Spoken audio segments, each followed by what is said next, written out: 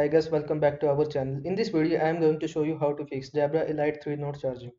If your Jabra Elite 3 node charging, then we need to follow these steps. The first option is to clean the earbuds. Use the following guidelines.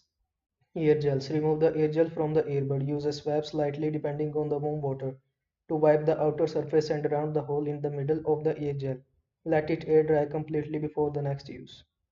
Earbuds and charging case. The charging case has 4 charging pins inside the case and each earbud has 2 charging poles. Soil buildup on the charging pins and poles can affect charging and performance. Use a dry swab to gently clean the pins of the charging case and poles on the earbuds.